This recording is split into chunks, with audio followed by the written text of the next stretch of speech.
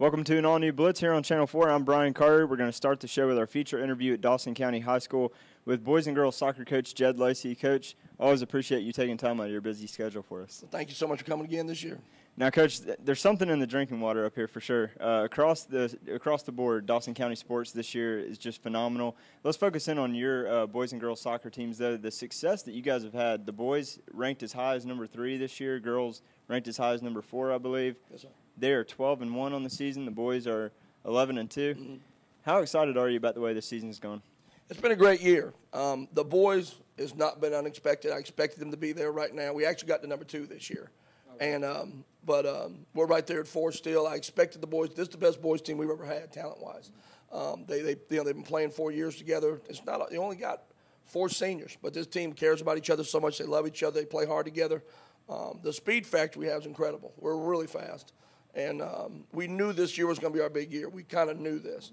With the girls' side, I thought we were a year away. We're young. We got 17 underclassmen. I mean, we got 2 seniors, 2 juniors, or 3 juniors, and 17 underclassmen on varsity. I mean, it's a young team. We got 8 freshmen on the varsity. Now, I'll tell you what's exciting about watching your team this year. It's easier to nail Jello to a wall than to score off your defense, whether it's the boys or the girls. It's almost impossible. I mean, 8 goals allowed for the boys and girls this season. Talk about how awesome your defense has been this year.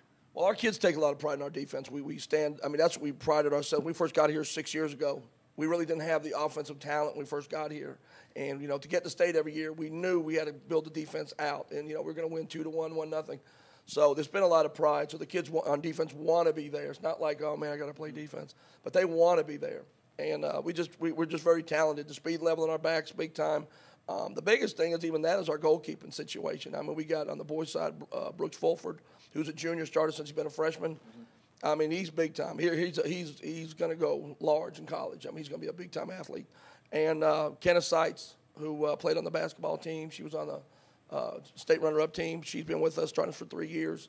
And they're just phenomenal keepers. I mean, that's where it builds from. You have great keepers, and the defense is stout in front of it. And then all those kids come, and they love each other. And they refuse to let goals in. So it's pretty wild. That translates into the offense, being able to click a little more with all the pressure off their back as well. Now talk about, you mentioned your seniors not having very many, but even so, they're still very pivotal to your team, correct? They're huge. I mean, they give all the leadership. I mean, being so young with the girls' side, you only have 2 seniors on the girls' side with Kenneth Seitz and Jade Perry. So they do a good job. And on the boys' side, there's 4. And, with Chris Bywallets and Gunnar Armstrong, I think there was other seniors, but Jose Miranda and Josh Lund. I mean, you got 2 defensive stars and you got our 2 top scorers on the offense. So let's focus on your girls for a moment, because they have definitely earned that 12-1 mark. I mean, they have been heavily tested this year, playing teams like the local rival White County, who's been state ranked all season long. Jackson County, they won both of those games. Fell in a tough one to Blessed Trinity. That's been the only loss this season. The girls have been really heavily tested this year. The job they've done, I mean, I didn't know how they were going to come out at the beginning of the year. We were so young. I mean, we got about 4 freshmen that start. Mm-hmm. And I wanted to put a hard schedule together. Our region is incredible. I mean, our region, girls, boys, it's incredible. I mean, there's 1 team out of our region going to stay home this year. There's only 4 teams going to state. And we got 4 teams in our region right now with 1 loss, 1 with 2. And, I mean, all 4 of those teams can do heavy damage in state. Now, the boys, too, have been heavily tested this year. They fell to Blessed Trinity in a very tough one against East Hall.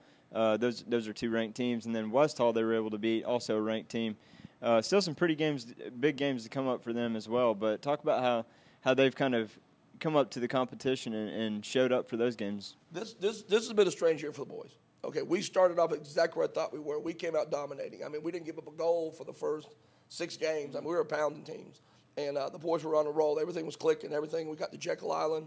Played some great teams down there. I mean, it was beautiful watching them play down there. And we came back, knew there was going to be a lull coming back from Jekyll. You got that melancholy kind of feeling. Stumbled a little bit against White. We won 4-1, but that was our first goal we gave up. Yeah. Weren't really clicking that game.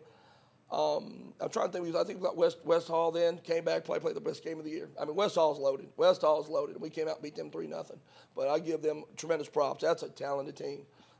We beat them, and then we kind of fell off the wagon. I mean, lost to Blessed Trinity. That was my fault. I shouldn't have scheduled 2 top teams like that in a 3-day period. But that's the only way I can get Blessed Trinity on the schedule. And I wanted our kids to play the best.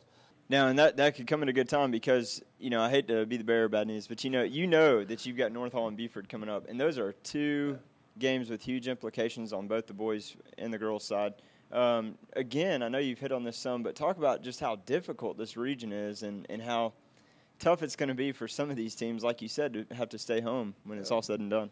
Well, I mean, the big one we got coming up now, I mean, we got Banks coming up, but the big one, we're not going to look past Banks. We got Buford, and that's our rival. I mean, we've never beaten Buford here. Every game's been since last year, but it was 1-0, 2-0, 1-0, 2-1. I mean, it's been so close. Yeah. And I think this is our year. I mean, I just feel good. And, Coach Manners does a tremendous job down in Buford. Respect the man, respect his program. But they're usually the bar to mark in your region. And but now West Hall stepped up, who's a power in the region.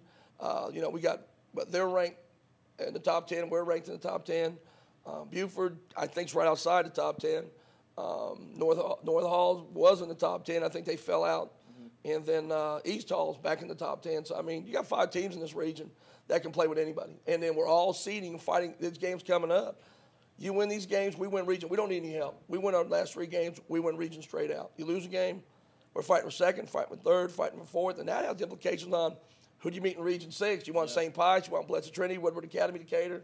I mean, they're all hard, but it's, I'm not trying to meet St. Pius first round. So, these games coming up are huge. And, I mean, think it's crazy. If we lose the last 2 games to North Hall and Buford, we might even go to state. That's how wild this region is. So, these are big games coming up. They're big.